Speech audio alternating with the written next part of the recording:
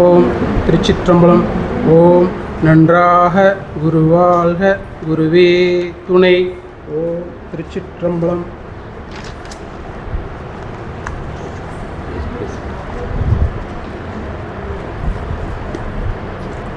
இவ்வளோ பேருக்கு முன்னாடி பேசுகிறது இதுதான் முதல் முறை. நான் கிளாஸ் எல்லாம் எடுக்க போகிறதில்ல, நம்ம காமனாக பேசுகிறேன். ஃபஸ்ட்டு விஸ்வநாதர் சத்சங்கம் ஆலயம் அறிமுகம். எனக்கு ஆலயத்துக்கு ஃபஸ்ட்டு வர்றதுக்கு கூட்டிகிட்டு வந்தவர் அண்ணாமலை. முன்னாடி மிஷினில் தைச்சிட்ருப்பார், நாங்கள் பின்னாடி உட்காந்துருப்போம். ஆனால் அவரையெல்லாம் கேலி கிண்டல் தான் பண்ணுவோம். என்ன பண்ணுவோன்னா, நாங்கள் சாமியாரைன்னு தான் கூப்பிடுவோம், அண்ணாமலை. இந்த மாதிரி தான் இருந்துட்டு இருந்தோம். ஆனால் விஸ்வநாதருடைய ஆலயத்துக்கு நீங்கள் வரணும், வாங்க வாங்க அப்படின்னு கூப்பிட்டே இருப்பார். ஒரே விஸ்வநாதர் சத்சங்கத்துக்கு வரணும் அப்படிங்கிறதுல ரொம்ப குறிக்கோளாக இருப்பார் அண்ணாமலை. அண்ணாமலை தான் முதல் கோயில் கூட்டிகிட்டு வந்தார். அப்படி கூட்டிகிட்டு வரும்போது நம்மளுடைய ஆலயத்தில் முதன்னு ஒரு ஸ்லோகம் படித்தேன். இந்த இடத்துல பழைய சத்சங்க ஹாலில் ஒரு போர்டு இருந்தது. போர்டில் அந்த ஸ்லோகம் இருந்தது. என்ன ஸ்லோகம் அப்படின்னா, செயல் எல்லாம் சிவனுடையது, அப்படி இருக்க குற்றங்களை நீ எப்படி செய்தாய் அப்படிங்கிறது தான் அந்த ஸ்லோகம். அந்த ஸ்லோகம் தான் முதன்னு நம்மளுடைய ஆலயத்தில் நான் படித்தது, பார்த்தது. அதுக்கப்புறம் ஆலயத்து பக்கமே மறுபடியும் 4 வருஷத்துக்கு மேலே வரலை. ஒரு முறை வந்தேன், அதுக்கப்புறம் வரலை. அதுக்கப்புறம் மறுபடியும் அண்ணாமலை விடலை, வாங்க போகலாம் அப்படின்ட்டு. இங்கேயே இருக்குது, குருநாதர் சந்நிதி இருக்குது, வரமாட்டேங்கிறீங்க, உங்களுக்கு பயமா அப்படின்னாரு. அப்படிலாம் ஒன்றும் இல்லை இங்கே பகவானே அப்படின்னு. சரி வாங்கன்னு சொல்லிட்டு கூப்பிட்டு வந்தார். அப்படி கூப்பிட்டு வந்தபோது சுவாமி ஜெகநாதரனுடைய அறிமுகம் அப்போ தான் முதல் முறையாக. சாமி இந்த இடத்துல தான் உட்காந்துருந்தாங்க. நான் அந்த இடத்துல உட்காந்துருந்தேன். உட்காந்துருக்கும்போது எனக்கு குற்ற உணர்ச்சி. எனக்கு ஒரு குறிப்பிட்ட காலத்து வரைக்கும் எந்த கெட்ட பழக்கமே கிடையாது. என்னுடைய 25 வயசு வரைக்கும் எந்த பழக்கமே கிடையாது. ஆனால் அதுக்கப்புறம் டாஸ்மார்க் கடையில் கியூவில் இருக்கிற ஆள் நான் ஒரு ஆள். இப்படி தான் இருந்தேன். நான் குற்ற உணர்ச்சியோடு தான் உட்கார்ந்துருந்தேன். சாமியினுடைய கண் பார்வையில் பட்டதுனாலே என்னவோ இது எல்லாமே ஒழிஞ்சு போச்சு. சாமி வேலை செய்யலாங்களா அப்படின்னாரு. செய்யலாங்க சாமி. அப்போ புது வருஷம் காலண்டர் வந்திருக்கு. அந்த காலண்டர் தான் மாட்டிகிட்டு இருந்தாங்க, வாங்க அப்படின்ட்டு. சாதாரணமாக தன்னை பெரிய ஆள்னு ஒருத்தர் சொல்லியிருந்தா நிச்சயமாக நம்ம ஏற்க மாட்டோம். ஆனால் சுவாமி ஜெகநாதர் சொன்னக்கூடிய ஒரு பதில் தான் என்னை கட்டி போட்டுருச்சு அவர்கிட்ட.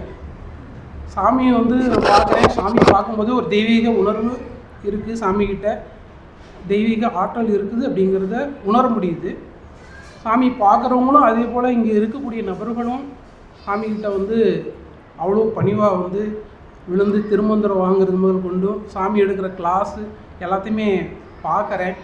சாமி அவ்வளோ உயர்வாக இருக்கிறாரு. ஆனால் சாமி எங்கிட்ட அறிமுகப்படுத்திக்கிட்ட வார்த்தை என்ன அப்படின்னா, என்ன நீங்கள் சாமி உங்கள் பேரை என்னென்னு சேவ் பண்ணுறதுன்னு நான் கேட்குறேன் சாமிகிட்ட.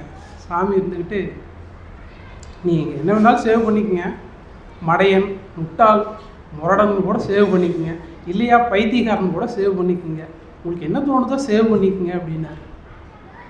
எப்படி இந்த மாதிரி ஒரு உயர்ந்த இடத்துல இருக்கக்கூடிய ஒரு மகான்கள், நம்ம போற்றி போடக்கூடிய ஒரு குருமூர்த்தமாக இருக்கிறவங்க இவ்வளோ பணிவாக இருக்க முடியுமா அப்படிங்கிறதுக்கு உதாரணம் சாமி தான்.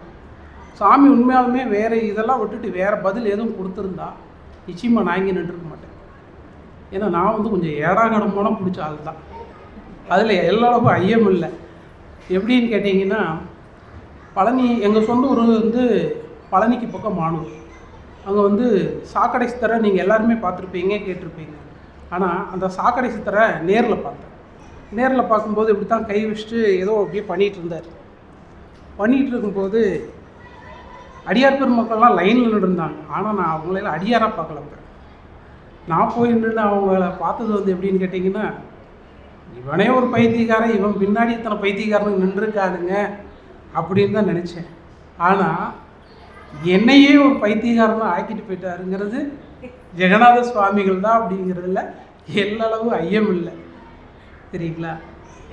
இது இப்படி தான் வந்து சாமிகிட்ட வந்து நான் ஃபஸ்ட்டு முதல் முறையாக அறிமுகமானது. ஆலய தொடர்பு கிடைச்சதும் அதே போல் தான்.